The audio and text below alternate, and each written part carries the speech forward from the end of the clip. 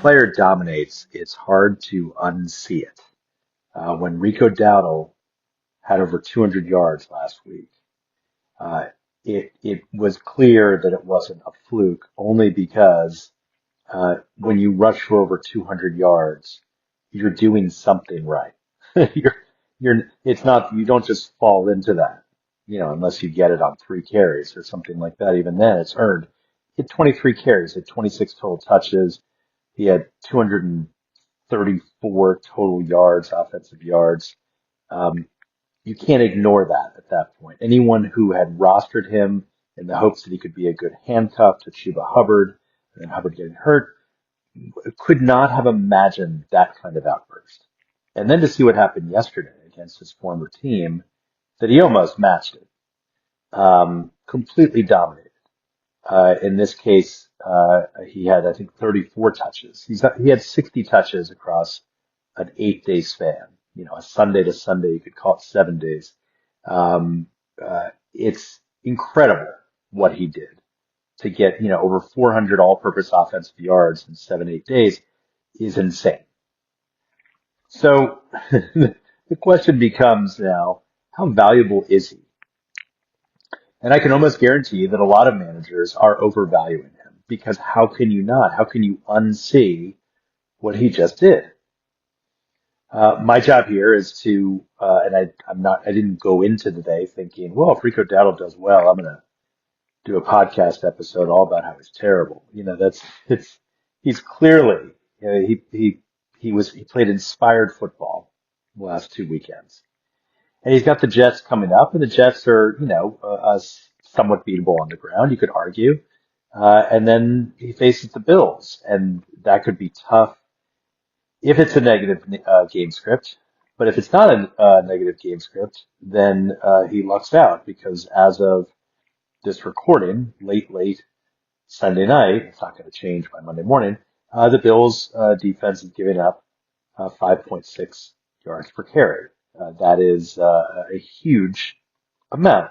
So you could see a scenario where Rico Dowdle has 2 more very good games. Even if Hubbard returns, you would expect Dowdle to be the lead running back. Hubbard would be, getting 8 to 10 touches maybe, all things being equal. Dowdle getting 16 to 18 maybe plus, depending on game script. So those are 2 games. As long as they're competitive with the Bills, those are 2 more games where Dowdle can be good. Then things get really rough. And I'm bringing this up because for some of you, and certainly for my league, the fantasy trade deadline is in about 3 weeks. Some leagues it's 4 to 5 weeks. But at some point, you got to decide: are you in it for the long haul with Dowdle? And I want to encourage you to not be in it for the long haul with Dowdle. Put some perspective on it. Entering last week, when he faced the Dolphins, the Dolphins had given up the most rushing yards in the league, and Dowdle exploited that. Entering this week, the Cowboys had given up the second most rushing yards in the league, and Dowdle exploited it. The game after the Bills is the Packers. The Packers, as of through week 5, I don't have all the numbers yet through week 6 because those won't be finalized till tomorrow. Packers are giving up the fewest rushing yards in the league. It's going to be very tough for Dowdle in that matchup to break through. Maybe he can. Maybe he is one of the best running backs in the league right now. I don't think so. I think these were 2 situational cases of 60 touches and dominating against very bad run defenses. After the Packers, he gets the Saints. The Saints are giving up through week 5, 3.8 yards per carry. That is pretty tough out. They get the Saints twice this season for obvious reasons in the division, and that's not a promising sign. And in fact, if you look at what the Saints just did against the Patriots yesterday, you could see a scenario where Dowdle flops against them. The Saints held Travion Henderson to 9 carries and 27 yards, and Ramondre Stevenson, 13 carries for 18 yards. You could do the math and figure that adds up to about 2 yards a carry, give or take. Um, and their yards per carry that they're giving up then, if you factor that in through week 6, it's more like 3.5 yards a carry, maybe even 3.4. It's pretty stingy defense that he'll be going up against. But I'm not done. After the Saints, you've got the Falcons. Now this is an interesting game. They shut out the Falcons 30-0. Now they're going into Atlanta in week 11 for a rematch. I can guarantee you with a great deal of certainty that Atlanta will win that game. I believe that very strongly, barring injuries. If Drake London and Bijan Robinson are out, all bets are off. But as long as, those guys are healthy, then, they're good. Now, they've given up, entering this week, and entering week 6, they've given up the second fewest rushing yards, 436 in their games. Pretty incredible. I'm not done yet. The next game after that is the 49ers. 49ers, entering yesterday, had given up, 4.1 yards per carry. Pretty decent. And if by that point, and presumably by that point, the Niners have most of their offensive weapons back, they will be managing the clock a lot better, and probably giving their opponents fewer possessions, maybe one less possession than normally would because the offense would be more in sync, and or having a more prolific offense that forces the Panthers to play from behind. I will say that against Rachaad White and Sean Tucker, they gave up about 3.9 yards a carry. So it's a pretty good defense. Not elite, but pretty good. After that, now we're going into week 13. This is game by game. They've got the Rams. The Rams are a good defense. They entered yesterday giving up 3.8 yards per carry. Yes, they gave up a ton to Derrick Henry. That is all well and good. Can't argue with that. Maybe Rico Dowdle is going to be as good as Derrick Henry. I prefer to think that Derrick Henry essentially did what he often does when his team is in trouble. He put the team on his back and he tried to carry them the best he could. The Rams still won, and the fact that there was really no passing attack suggested that's not going to be a winning strategy for the Panthers. They're not going to survive long. If Puka Nacua and Devontae Adams are healthy and Kyron Williams, the Rams could stop them in that game, forcing Bryce Young to go to the passing game.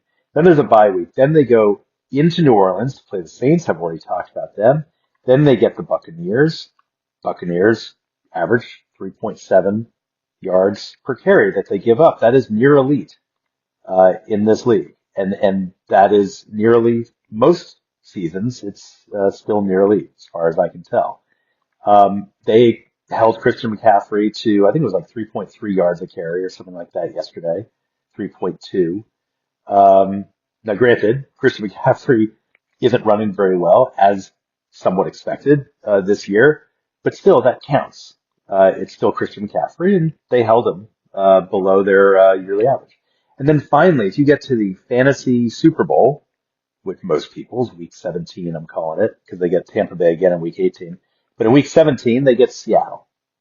Seahawks are giving up 3.3 yards per carry. That is an insanely low mark. The Seahawks have been known for several weeks to have one of the stingiest run defenses in the league.